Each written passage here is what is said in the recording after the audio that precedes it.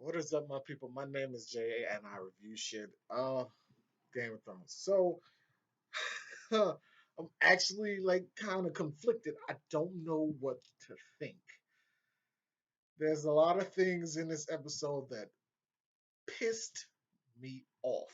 Like things in this episode really like into your skin and really upset me. But I'm gonna start with the Jon Snow stuff only because they bookended the episode with it. So here we go. Jon Snow. The episode starts with him like breathing, and Davos like apparently Davos never really left completely from the room. So he happened to be standing at the doorway when he could see the body rising and falling and everything, and it was cool. Like don't get me wrong, it was cool. Um, Jon Snow gets up. Okay, he fucking gets up and he's alive, and I'm like, talk, say something, because I want to make sure he doesn't open his mouth and sound like fucking Bobcat Goldthwait, and he'd be like, I didn't want him to do that, so I was, so I was glad. Okay, he opened his mouth and he said what happened, and I'm like, oh, it's good to hear your voice again. Oh, I didn't realize how much I missed you. Fuck, good to hear your voice, right? And Melisandre runs in and she's like, the Lord. She's all of a sudden talking about the Lord again. Apparently, he made an impression because she's like, the Lord, what did he do? Did you see him? How was it? Was it light? Was it dark? What did you see when you died? And he was like, nothing. Shit, ain't nothing out there. When you die, it's nothing. And from so far, he seems fine. He's talking. You have to get over the initial shock of the last thing you remember is being killed. So, like, once you get over that, and you're like, you see the stab wound, you're like, oh God, oh God, I was dying. I was fucking dead. And he was dead. So he got over that, and like, you could see the, like, it's a little bit, but I don't know if you can accredit it to him being dead, you know what I mean, or not. But he seemed fine. He seemed fine. A little stressed. So he seemed fine. He came down and everybody saw him, and they said the whole thing about God and being a God. And then um, Melisandre mentioned the prince who was promised, that whole thing. Great, cool.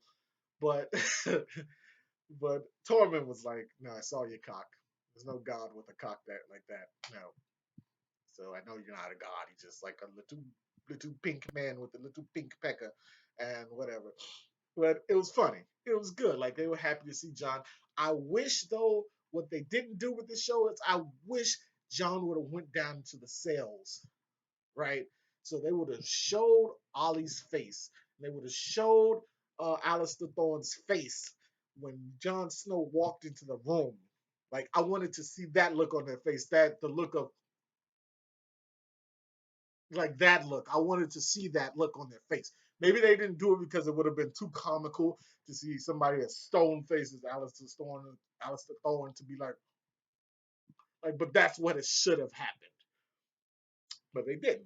They went away for a while and went through the rest of the story. But when they came back, okay, when they came back,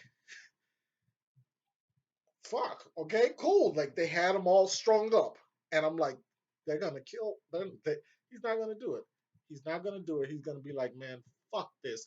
Y'all, what you did was wrong. Bad guys. And now my watch is ended. Like I knew he was gonna leave, but I didn't. I wasn't sure. Like the moment that he actually cut the line, I was like, oh my god, he's gonna stay and do his duty. What the fuck, man? No. But then they're like, and you can see Ollie's face. He's like, oh, and I'm like, he's gonna cut him down. Jon Snow is the dumbest man alive. He's gonna cut him down. He's going to cut them down. And because he kind of the face was like he kind of looked like that. And then they died, and I was like, he's not cutting them down. He's not cutting them down. And when that happened, he had the look on his face, and then he walked over to the guy and gave him his coat and was like, "You do it. You fucking burn them and all that stuff. My watch is ended. I'm out."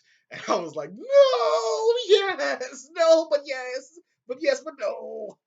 And they lingered like they wanted to really put it to you that they killed Ollie and he deserved it and fuck him because everybody was so mad about Ollie being the one to finish him. So like when he died, they lingered on his face, like, yeah, we killed that motherfucker. Y'all didn't like him, we killed him. Look at him, he's dead. And I thought like for a split second, I was like, oh, he's just a kid. And then I was like, hey, fuck that, fuck him. You know what? Fuck him, because fuck him. That's why. So the episode ends with Jon Snow saying those words. My watch is ended. Walk the fuck out, which was great. Okay, it was good to see. Okay, fantastic. Here's the thing. This is going fast, and I'm gonna say this because I always miss stuff. I'm gonna do another review, like a full review where I do the pictures and the shit, so that you can see the things that I'm talking about. So that'll be coming probably in 2 days if you're still around to watch it. So what did they do next? Next, they went to fucking Tower of Joy. Look, the moment I saw the image, I was like, that kind of looked like the Tower of Joy. But they would never do that this early on in the story. I mean, they would do that at the end of the episode. And why would that happen now? And then I saw the six guys rolling up, and I'm like, oh my God, it's happening right now. It's happening right now. Oh shit. Right? And it's happening. And they ride up, and like, uh, there's somebody missing from the Tower of Joy. And it's not Howland Reed. Book readers know who I'm talking about. Somebody was missing. There was three King's guards there. But whatever, fine. They do the thing, and Arthur Dane they gave that nigga two swords, and he used them things like he was murdering everybody. He killed like five people, four people, three people, something like that. He killed a majority of the killing that was done by him. Okay. He almost killed Ned Stark. If it wasn't for Howland Reed coming in with the dirty move, which I couldn't imagine Ned Stark was cool with, but you know what? In times of war, shit happens, right? And you get Bran standing there with the Raven, the Crow man, and they're standing there with Blood Raven, and they're standing there, and he says, "Father," and Ned like stops, turns around, and I'm like, "Whoa, oh, why do you hear him? Holy shit!" Right? But he went upstairs because you could hear Lyanna upstairs screaming, maybe giving birth, definitely giving birth. And he's like, "What's up there?" And he's gonna go up there and fucking. This is the first thing that really pissed me off. Blood Raven came in at the last second and stopped him before going up the stairs. I'm like, this is what is. This is the whole scene was about. This is what the whole thing was about. This is what it was about. Going upstairs and see what the fuck happened. That was the whole point. I can because it's Game of Thrones, but I cannot believe it. I'm so fucking mad. You don't understand. I'm laughing, but I'm furious. God damn it. Oh, shit. So, so that happens, right? That happens, and they go away from it, and he's upset, and he's yelling at Blood Raven, and Blood Raven said he's been up there for 1,000 years, which that's a fucking lie, a flat out lie. I don't know why he said 1,000 years. I don't know, because he ain't been up there 1,000. He ain't been up there 100 years, so I don't understand. But he said it. They had this whole conversation, and they just keep pounding it home that Bran, you're not gonna stay up here. You're not gonna be in the fucking tree forever. So learn the shit you gotta learn, and then you have to go. Where? I don't know. Maybe you gotta find your own tree. Okay? Maybe there's a fucking tree with your name on it. I don't know, but that's what you have to do. So they do that, and then I believe they go to Meereen and Marine, and both of those places, Meereen and Marine, and get there, and it's fucking Varys, and he's doing his Varys thing, and he brings in this gorgeous woman, and I'm like, holy shit, you are unbelievable. Why is everybody in this city fine as shit? You got Missandei looking like a if it wasn't for like the death and the dragons and shit, I'd be trying to get passage to Marine. Like, it's some fine ass people on the other side in Essos. There's some fine ass people over there. So they're having this conversation, and he's doing the various thing where I know a lot of shit, and I'm threatening you, but not really threatening you. I know some shit, and he getting all the information. He does what he does, and it's great. And so it's a great scene, and it's not a scene of him and Tyrion, which is great. I like their scenes, but every episode so far has been their thing has been together, and it's good to see that they can operate as two different people this season because they've been together.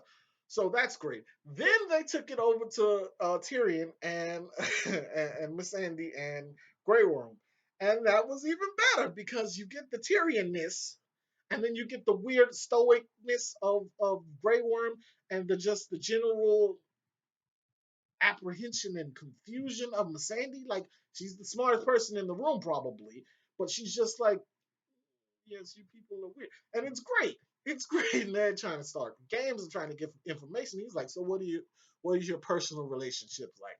And Gray was like, I thought about patrol. And we go on patrol. I see thing on patrol. I tell her. I cut people. I tell her. People die. And this is what I do in patrol. He's like, this is a report. You report to this motherfucker? Because that's what it sounds like. And it was great. Don't get me wrong. Good. They get together and they have a conversation about who is funding the Sons of the Harpy. And it turns out to be uh, the last two cities that Daenerys conquered and Volantis, which it's the book is happening. The shit is coming real. Before you know it, they're all gonna be at your gates. It's gonna get a lot. It's gonna get real weird. That's all I'm saying. It's just gonna get out of control. Shit's gonna get weird. There's gonna be dragons and dead people and grayscale all over the place, and it's gonna be great. I'm really excited about it. So that happens, right? And then they hop over to Westeros, back to King's Landing, and in King's Landing, you see Qyburn talking to the little birds, and he's like, cultivating them because now they're going to be his network of spies and whatever. And Cersei comes down, and he tells the kids, he fucking, this doesn't make sense to me. But they're kids, who cares, I guess. But he fucking tells the kids that the mountain that Gregor could claim is the king's god. Like, why would you do that? That's you shouldn't even admit that to anybody. Everything is completely obvious, right? It's obvious, but you shouldn't be telling people his name is Gregor.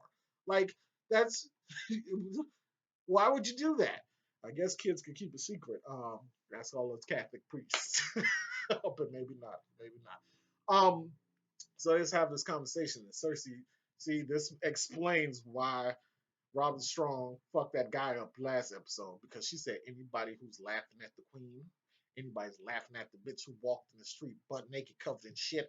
I want to know about it. In any city in Westeros, in King's Landing, in the north, in High Tower Land, and all this fluff, all this shit. She wants everybody to suffer. Anybody who thinks they're gonna capitalize off of this, anybody who enjoyed it way too much, she wants to punish everybody. And I think it's so hot.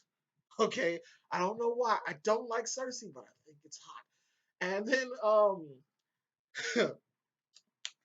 Jamie was talking shit about the mountain, and he kind of turned to him like, oh, and he was like, "Oh shit, I was joking. I fuck around, I fuck my sister. He's playing, it's game."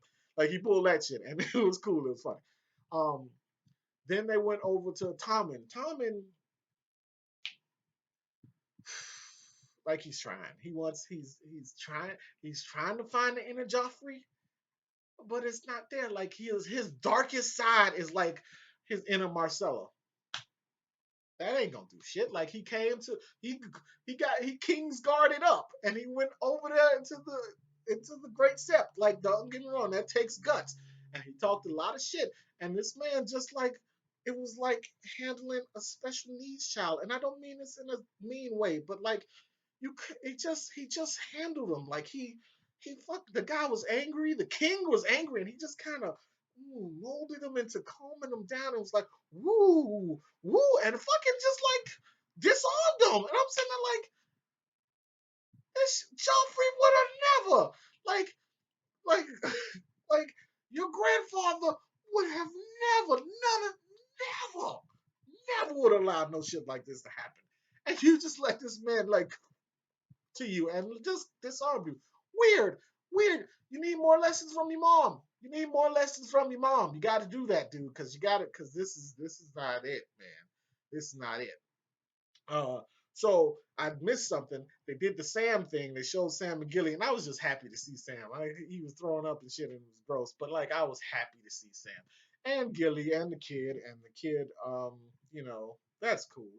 Uh, I don't think anything majorly important happened. I guess we got the information that, but we knew that he was going to Horn Hill to drop her off and whatever. That's great. It was just good to see him. Fine. Then they had a king. This is a long ass video. I'm sorry, but deal with it. There was a king's. They had a meeting. They had the hands meeting, the king's hands meeting, and they go into it, and like the high towers, the Tyrells are there. The Tyrells, and I love that old bitch. That bitch is a gangster. She's a G, straight out of Compton. I love her, and her punk ass Pussy Willow son is just sitting there, and this is the funniest part. You got uh Grand Maester Pycelle just talking shit, just talking all kinds of shit. It's just shit being talked from his mouth. And he's talking about the mountain and how they should put the monster down and all this. And they come in and they're standing there. He's just like talking shit, just like just talking so much shit. It's amazing. And while this happens, it's so great. And they see him, and I swear to God, there was a fart sound. I don't know where the fart sound came from when they realized he was in the room. I don't know if I don't know if he queefed. I don't know what happened, but there was a distinct fart sound. I know I'm not making it up. Let me know in the comments below if you made it this far. Holy shit, thank you. I'm gonna cut it short. I'm just gonna. This is long. I'm gonna say the last thing. The last thing I'm gonna say about it. The Boltons. Look, the thing with the Boltons, man.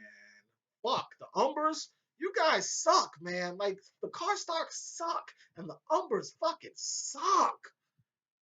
Fuck. I don't know. They got Rickon. I don't know how they got Rickon. I don't know where they got him from. I don't know where he been. He grew a whole hell of a lot though, but they got him.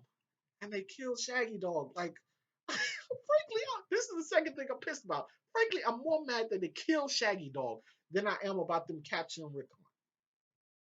But I know Rickon, now it makes me think he's gonna be one of those fucking people on the X burning to death. Because poor Rickon. Like he's just been living his life. He's just fuck, it's sad. Thanks for watching, guys. I'm gonna stop. Thanks for watching. Thanks for subscribing. My name is Jay, and I'm out. Deuces.